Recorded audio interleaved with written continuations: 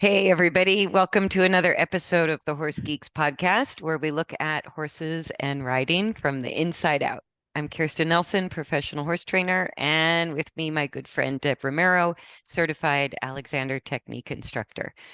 And we just banter back and forth. But I thought um, today's topic kind of as a follow-up from the last podcast where we just looked at recognizing a stress response.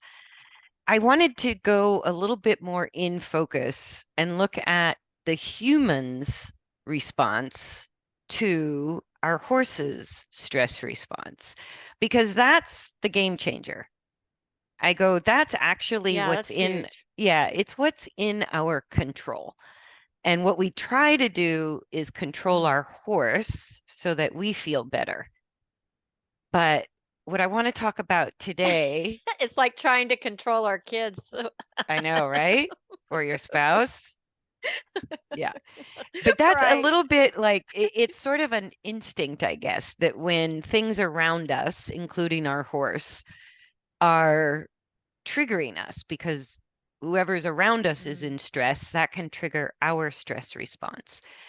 And I think what we have to learn the longer we're with horses is how that doesn't serve us. It just doesn't get you anywhere And because it's like a primal subconscious thing. I mean, through the Alexander work, you get that stuff comes up and it's manageable, but it takes a lot of training to not to react override, even exactly, to to react, to override it. not react exactly. It's a talent, it's an art that to learn. I would say it's a learned skill because I go, some people might be Yeah. talented in that area for sure, but all of us can learn it Well, as I a think of all skill. the great horsemen, like Ray Hunt and all those guys. I wonder if they were born with it or something, or I don't know. Either that or just through years of working with horses, being curious about horses. Most people Mm, who I would consider masterful with horses have that one quality of remaining right. calm in a crisis, not blaming the horse. When the horse acts out, they sort of see it as the horse either, it's what the horse knows, it's what the horse came with, and we're here to help the horse through it. And what we tend to do, just as humans, is a stress response in a horse is going to trigger most likely a stress response in the person. So if we have an aggressive horse, most people get angry or really scared and try to Mhm. punish the horse for showing aggression. Or if the horse won't Right. cooperate, right, we start leveraging and bribing and using any different kind of tactics we can think of to coerce the horse into doing what we want. And It's kind of the philosophy of, oh, if I take one aspirin, that's okay, but maybe if I took three, it would even be better. something like that. But I think it's even more fundamental that I don't think people realize because horses are huge and powerful. When they have a stress response and they go into fight, flight, freeze, fawn, or even, well, shutdown makes us way more comfortable than the other ones. But Yeah. when a horse is expressing an opinion through behavior, when that energy I think is, that's real important. yeah, that's how That they language, express. they're expressing something, and I think a lot of times people take it personal. Very personal. Or they're not Hmm. the person, all of us, myself included, are not sort of confident enough on the inside, or maybe they don't know what to do. Mm, But for one reason or another, it sort of triggers our instinct to match fight with fight or to chase a horse that's getting away, like in a flight response, right. right? Or maybe in freezing, we don't even realize the horse is sort of coiling up that defensive energy until the blow up happens. And even with fawning, what we call a fawning Yeah. defensive strategy, I find people label all the time as a push button horse, a well-trained horse. My horse can turn on a dime. And I go, but there's that undercurrent of tension and anxiety within that push button training that tells me it's not a willing participant. The horse is not really like willingly doing this. They're doing this in a way to avoid punishment or avoid discomfort. Mhm. And so that's a I completely had different something come up this reason. Yeah. I had something come up this weekend which kind of goes along the lines. I was at an expo and the horse came into the arena, the space was just fine. And there was a saddle fitter working with the horse. So it was, maybe 30 minutes to an hour. She went to walk him out of the arena and he completely lost it. Oh, And her interesting. response was, "Oh, he does that all the time." And I thought, "Oh, And she was on the then ground, there's or was that she? person that just totally ignores like this is something we need to look at, you know?" Yeah, to just go, oh, that's my horse. My horse always blows up, or my horse is always mean, or my horse is always scared. That's just Right. the breed, or that's my horse's Oh, personality. like, yep, Hmm. Yeah, right. like all thoroughbreds are crazy. All Arabs are crazy. And I go, not at all. Not at all. That's just No. a generalization that's not true. And it's funny, Right. I forget who used to say it. Somebody I studied with used to say, when people would say, what breed of horse is the safest horse to own? And he would say a quarter horse, the kind in front of the store that you put a quarter in. Yeah, I love it. That's about it. Yeah. Or a hobby Yeah, horse. I think and a hobby horse or the human's response in a situation it certainly has happened to me, and if I hadn't had all the Alexander work I've had, is past traumas with the horse.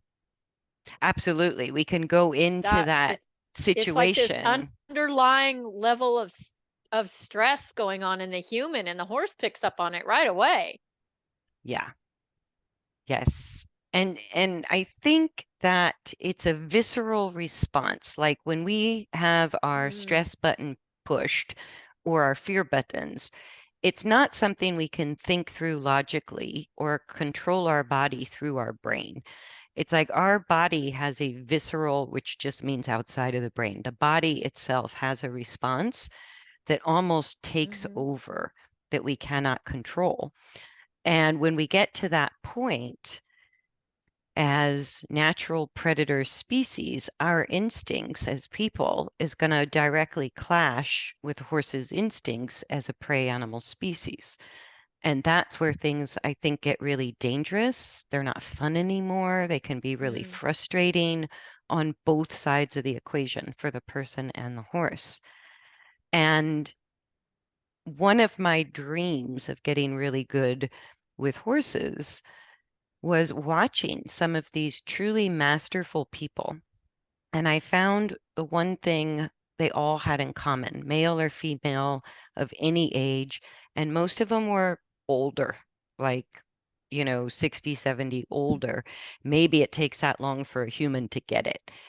But I could really see that exactly. that quality of how unflappable they were, how they hmm could think through a situation and not make the horse follow a program, but they could adapt to whatever the horse was sort of throwing at them. And I went, yes, that's what I want to be able to do.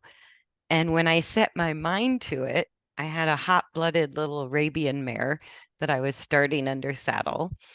And I had learned finally at a late point in my life, I'd been riding for many, many years before I learned to control my actions when I felt those emotions come up. whether it was fight, flight, freeze, fawn. We all do the same things as horses. And when my horse Right, would we do. do something, and she had many stress responses. She lived in high anxiety until I knew better. And Right.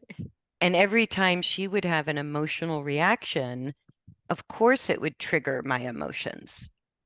And the first Mhm. layer of learning to respond differently was taking a deep breath and taking no action, like learning not to That's just yeah. react and control my That's the key to actions. the Alexander work. It's the pause. It's the inhibiting that reaction right away. Yeah. So we had to That's take a most of the training. lot of thinking breaks. And Yes. I was the one who needed the thinking break because Right. I was a very impatient, short-tempered person, always attracted to hot-blooded, sensitive horses. I go, of course I was, Yeah, me right? too. And I go, and that's the Yep. lesson. I still sort of smile inside when people comment on how patient I am because I go, that was so hard earned. I worked Yeah. really hard to learn first to control my actions. And then that same horse, I think, I don't know, maybe a year into learning that amount of control, I was sitting on her one day and she did something, and I started to have an emotional reaction. And I knew by that time, don't act on it. We're just going to sit here for a second. And she kept kind of acting out as if I were my old impatient self, giving harsh, quick aids and trying to control it, right? And I wasn't taking those actions, but she was acting kind of like I was. And I had this moment of epiphany, of clarity, where I went, oh no, I have to feel this for real. Like it's not enough to just control my actions. I need to authentically feel calm. I need to authentically wind down this That's so internal important. energy. And that mare showed me that in no uncertain terms. And I was And you devastated. think of all the language. Yeah, the language that I hear. And we've been, as athletes, hear that all the time. Just push through it, ignore it. But you've really got to acknowledge where you are. Yeah, and you and I were the same, these type A personalities, impatient, fiery little equestrians, and we were Yep. ambitious. And so all that ambition kind of Right. piles on the pressure too. And I will never forget that lesson. It was on my property at dusk, and I just went, "Oh my gosh, there's no faking this. There's no faking Right. this." That's a real good point. You can't fake it with horses No. because they know. I go, it's not They know. about just controlling my actions. It's about shifting my Right. energy. And I was so Hmm. demoralized at first. I was depressed for about a week because I go, it took me a long frickin' time just to control my actions. How on earth? Because at that time, I thought emotions and stress responses and that were not in our control, that was just something that happened Right. to us due based on whatever was happening around us. And starting to take Right. responsibility and ownership over my own emotional state changed everything. And it was like, oh, Yeah. I I can choose how I respond. That is possible, but that doesn't mean it's It easy. is. No.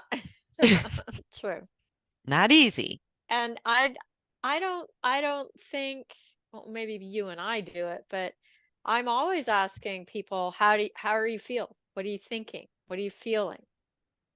To in get, Alexander work. because you can almost, yeah, you can almost see what's actually, I just want them to verbalize and recognize what's going on because we can see it in their body. Yeah. We can see that level of tension or the deer in the headlights look or whatever. I just want them to acknowledge that something's going on and they're suppressing it. They need to really pay attention to it. Well, and that's so interesting you say that because in my process of sort of learning to have more emotional self-control, to consciously redirect my thoughts away from this trigger towards what I want, away from what I don't want towards what I want. That has a calming effect right away. And then learning to sort of bring myself down from a instantaneous, unconscious emotional reaction. In that process, when I would pause, I would sort of just, in the privacy of my own yard, of course, look at my horse and explain what was going on verbally. And it sort of helped. And there was something Why about, not? like, there was something about admitting my own frustration or my own fear or my anger at the horse without acting on it. But I would say, like, you're really pissing me off right now. And saying that out loud shifted the energy. And I think, like, the Right. way all the horses responded to that moment of me having to let it out and let it be authentic, let it come up to my awareness, they responded to that authenticity in really phenomenal ways. Like they actually Yeah. relaxed because I was being authentic, even though, I was congruent, my tone of voice, my body language, and what I was feeling on the inside in that moment that I was admitting it out loud to my horse made me congruent. And the horse goes, "Oh, now I And see where you're at." that's interesting that you bring that up because the way horses express it and the way we need to express it is complete could be completely different. We Horses are are, verbal yeah, unless creatures. it is trained out of horses, which is your freeze response. Freeze response is like an extreme version that's more complicated than fight or flight. And what we tend to Right. It's do, scarier. Yeah. it's scarier because it's the calm before the storm, and it's going to be a big blow Yeah. up. But the other two defensive strategies that are also just as extreme, fawning and shutdown, are where I see a lot of horses eh, go when fight and flight is effectively thwarted. And most trainers Uh, can work around fight and flight behavior. Most good riders can sort of ride through fight and flight behavior. But fawning is trickier, and shutdown is the ultimate reserve. It's like, I'm just right. here. I'm not here. I'm disassociated from my body. And when we punish horses for what we call bad behavior or disobedience, and we increase the fear level, that's the only couple options left. Or when we're using a lot of leverage and things that create pain, like leveraged bits, right? Or spurs, Mhm. right? Or we're stinging with a whip rather than touching. I go, all of those things that create pain sort of tell the horse you're not allowed to express how you really feel. And there's no safe space for the horse to give an opinion. And so that's what keeps Right. leading to the more complicated defensive strategies. And when a horse gives an opinion or when they have a stress response, the first thing we have to realize is they are their own individual. That may or may have nothing to do with us. And we might even not Right. know why. We might not see the reason or the stress trigger right away. But the one thing we do know is if we want a horse to become a partner and have a mutually beneficial relationship with us, we can't keep reacting and go into that instinctual ping pong game of action reaction between us and our horse. Somebody's got to turn that tugboat Mhm. around. and go, or stop that train Right. and go, we're not going there. And once I learned that part of my own personal development, every single horse I worked with responded to me very differently.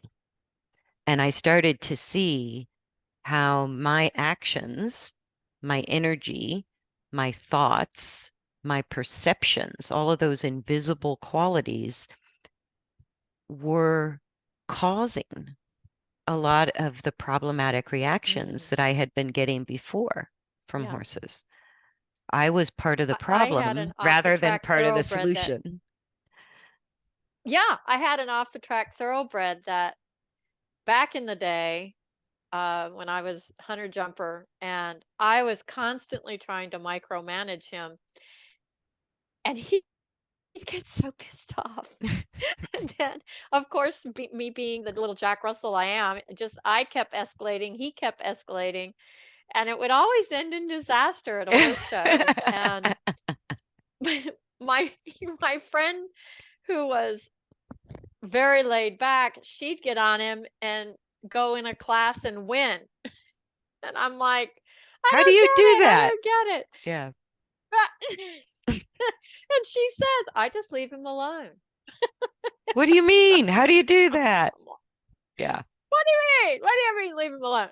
He's not doing it right. No, and even still, Ugh. because we're all human, it's like we're all going to unconsciously react first. I go, okay, so once I understood that's just part of being human, that gave me the knowledge to go, okay, then I need to pause before I act, right? And then slowing down actions helped me take a further step back, going, what do I need to do for me right now? Because I'm the only one who really knows to just bring my energy back down a notch. Does it involve something I need to do, or does it involve something I need to shift my mental attention, mental focus away from this towards that, change how I'm thinking in order to change how I'm feeling, or take different actions that work for me, even if, even if my horse is sort of at the end of the lunge line, or I just need to get off and have a thinking break, what do I need to do for me became the most important question. Yeah. And giving yourself that choice. I mean, do we think about giving ourselves that choice when we're in a lesson with a trainer? I don't know. I'm just asking. Not Are we usually. blocking all of that and that's causing the problem with the horse? If we're not Well, I addressing our think own the emotional trainer, state? like I look at the trainer as the rider's rider. And so the rider's on the horse or working with the horse or the owner's working with the horse. The trainer almost can verbally guide us through an experience. And I so hope so. a lot of times in a lesson, I allow the trainer to guide me through a lesson in order to have an experience. And then at the end, I kind of assess, did that work or did that not work? Am Mm, I better or am I okay, worse? that's a good idea. Yeah. And I wonder if people do that. Do they actually have that kind of conversation with themselves after their ride? You know, it's Or probably a during good the idea. ride, because I've also worked with trainers that are stressing me right out. And I go, okay, Yeah, they're not reading me as a student. They're trying to push me in the same way they would push a horse. And right. I have to decide at a certain level of stress internally that I'm going to continue to do Mm. this or not. That is the choice I have. Do I keep listening to this person? Do I tell this I person I need a actually had break? that conversation with Jean. Yeah, I had that conversation with Jean-Luc once after a lesson with my big mare that airs above the ground girl. And we just decided in that situation, hauling her to another location was so stressful for her, which set me off. We weren't able to address the anything. things that were actually happening that I needed to address. So he said, then this isn't working. There's no sense in you bringing her to me, and all we're doing is dealing with the stressor. Of the trailer ride and being in the new place. Yeah, of the trailer ride, being in a new location, all of that. Yes. Yes, absolutely. No, and that's been a huge gift when I started doing remote lessons with video clips, meeting on Zoom with somebody and reviewing video clips of the horse at home. I get so much more accurate information of what's going on between that horse and rider Mm, than I do when people have to trailer into a live clinic. And exactly that. Sometimes the horse is so stressed from being in a new environment, having a trailer ride, the right. weather's too hot, the weather's too cold, we're getting rained on or snowed on or blown sideways, and all of those live event factors sometimes mean we can address this thing, which is going to be useful in the end, but we're not going to address the thing you really came here to work on. Exactly. Yeah. And that's Yeah. actually been it was kind of, I hadn't thought about it at first, but it's been a definite beneficial side effect of doing remote lessons using little video clips. That's Hmm. been huge. And then I see Yeah, and I find also, it, like you said, really helpful to do that with you. I can what's good about that is we can really kind of master and slow down exactly what's going on. yeah, like we did that lesson with your horses grass diving on the lunge line. And Yeah. and in that context, I go, we all have that problem, right?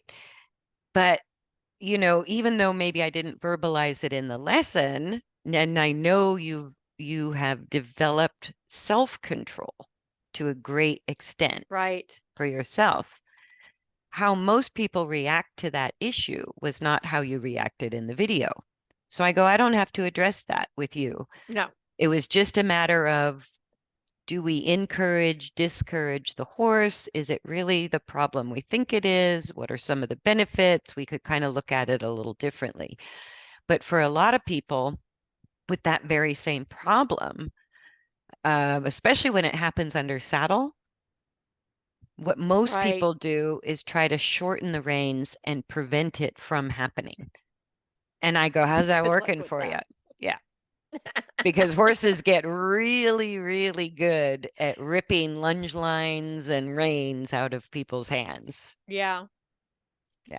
And that's a really good point, because why not, in that pause, if we choose the pause when an incident is going on, ask the question, what could I do different? Not only that, but what we discussed in that lesson was, is this really the worst problem to have? Because we assume right away if the horse goes to Exactly. graze and we didn't direct the horse to graze, that's a problem. That's a problem. Right. And maybe it's just the way we're looking at it that is the problem. I agree. Because what came out of that lesson was the the one place your horses still go upside down is during the transition Hmm. from walk to halt and from halt to walk. Right. So if they're motivated to take a bite of grass and they lengthen the neck and use their hindquarters to make a downward transition, and they still want to eat grass when you push with the whip, so they push off using the hindquarters, maybe that's not a problem. Maybe I'm not looking at, I need a different perspective. Another set of eyes always helps. Well, and that's what I mean in all those years. And I'm telling you, it sounds simple enough, but it's not easy No, it's not. to learn to remain calm, not be triggered, and have the capacity to look at a situation from multiple angles. Right.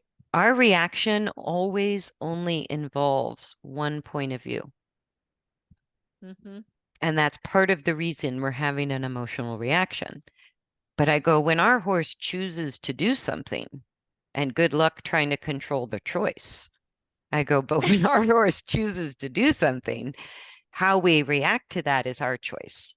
Whether we look at it even as a problem or something that's maybe annoying, or maybe it's not a problem at all. Or maybe there's a little silver lining in here. Maybe there's a benefit to what I thought was Maybe a we should just problem. practice more improv. What does that mean? Loosen up a bit, you know what I Oh, mean? well, or at least stop and think about it. Right, Like the and first pause thing is, and wait for something else to come along. That's what we say in the Alexander world. There's no right or wrong, but the pause is where the learning occurs because then you're open to something different. yeah, or could we really look at it through our horse's eyes? Could we Right. really put ourselves in our horse's skin to try to understand why they're choosing to do what they're choosing to do? That's something, I mean, we're guessing, but it's still an interesting exercise that might yield some kind of understanding or a Right. different perspective that we hadn't thought of before. And that's what I mean by pausing long enough, which could mean Mhm. 1 second, a couple of deep breaths, or it could mean I need to stop for half an hour and sit here and think about this, or I need to Yeah, think that about we it have for a few choices. Yeah, days. I maybe I need to get off. Maybe I'm in an emotional state that I need to take care of that because I don't want to trigger the horse. Yeah. And that's what I finally came to. My goal became stop being part of the problem, Mm, start becoming part of the solution. And I went, oh man, that is a tall order. yeah. That's a tall To order. not do anything is a tall order for the human. Absolutely. To And not think yeah, I still have those feelings. I still have those right, reactions, but they don't overwhelm me and they no longer direct my actions that I take. I go, it's not right. that we don't feel the same way and we're not triggered by the same things we're all triggered by, but the growth as a horse person is to be able to calm yourself, to be able Hmm. to stop your reaction and actions based on that, and to realize when we are having a stress response as a reaction to whatever our horse just did, we can't see any other perspective in that moment. Hmm. And that tends to fuel the stress response Totally agree because with that. we become just sure that we're right. We're sure we have to do that. We're just, this is the only way. And there, Or it worked on another horse. Why isn't it working here? yeah, I've seen that. Well, A plus B equals C, that kind of thing. And it's just not true. it does not the same strategy works for every individual, whether it's Right. a horse or a person. It's great to, maybe take Alexander lessons or something or meditation or whatever to have some tools Yes. to help yourself. Yes. Or like I did a course with Sam, who I've interviewed on this podcast before, who teaches the HeartMath techniques. Mhm. And she offers a course. I'll put her Yeah, please website do. in the notes. But I did a 4 week course with her where we met online one evening a week for I think an hour and a half, 2 hours. And there's different, like the Heart Math Institute has put out these very specific techniques to help us learn um, how to calm ourselves down, how to have more emotional resilience. And it was so interesting in the course, not really labeling any emotion as good or bad, but sort Right, of that's huge. look at it as, is this depleting you or is this fueling you? And all of the Heart Math Institute work really stemmed out of how do we reduce stress for the sake of being healthier, especially related Mhm. to um, heart function, Right. right? And that stress response in us is altering our energy, our body chemistry, all of our autonomic functions related to heart, respiration, digestion, everything. And that's the energy, all of that bundled together is what our horse is reading from us. So when we have a human instinctual reaction and we have that stress response, the horse is going to kind of react to that as well as Hmm. whatever else was the first trigger. And it just compounds the situation, makes things very unsafe very quickly. So there are a lot of techniques out there. Right. There's tons of, There are. de-stressing techniques that we can practice away from the horse. And where they become the most useful is when we learn to utilize those learned strategies and Mhm. override that natural instinctual kind of emotional trigger and brain fog that comes with reactions, Mhm. and start to think differently, start to and see how does our horse respond if we change. Does that influence how it will influence it to some degree, but it's Right. not going to magically make our horse calm and cooperative. Horses have their own emotional life, they have their own thoughts, they have their own Mhm. internal world that has nothing to do with us. I think that's really important to state because we get enmeshed, especially if it's our own horse. We get this personal enmeshment, entanglement thing going on sometimes, and I just don't think that's healthy. Well, it's like family. Yeah. Nobody can push your buttons like your own family. Yeah. Right. And they know where every button lives. Yeah. And how to push it That is just the true. right time. Exactly. Yeah. And that's what Exactly. happens with the horses. Mhm. But in order to, again, have a mutually beneficial relationship, to reach our riding goals, or just to go have fun with our horse, these stress responses are just going to happen as part of life. But how Yes. we manage them and how we cope with them makes the difference between really enjoying our horse and our horse enjoying the time with us, or having it be a big stress fest on both sides and a little bit of an adrenaline experience, which, hey, that's what some people want. Go for it. That's true. I don't think the horses want that, but some humans want that. Horses are kind Probably. of laid back in nature. Mhm. Yeah, they know they taste good, so the world is a dangerous enough place without looking Right. for more excitement.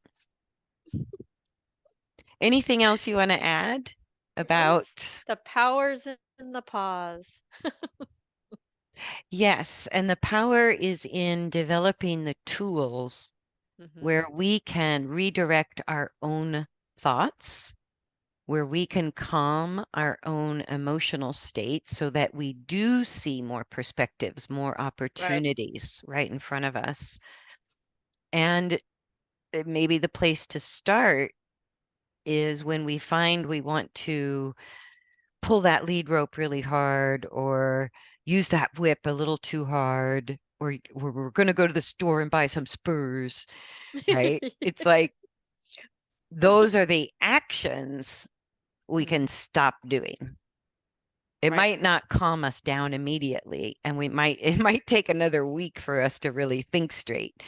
But if we can take actions that move away from punishment and take actions that move away from leverage Right. and take actions that, give us the space to do what we need to do for us, has nothing to do with the horse, then that's how we begin that self-control, that Right. sort of unflappable state where we can actually authentically help our horse get to the same place. Yeah. Like I said, Kind of like part of the solution or part of the problem, but we're yeah, not it's like neutral. self-help. Just take your Yes. self-help course, please. Yes. Yeah, your horse will buy you the books. Yeah. There you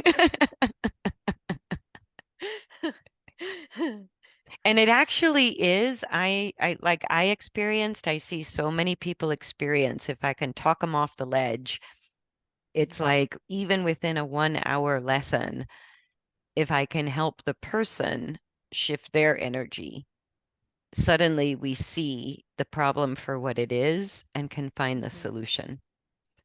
Yeah, and I found that if I can have the person focusing more on them than their horse, Oh, yeah, that makes a big difference. it makes a huge difference. Like, what are you doing? What are you thinking?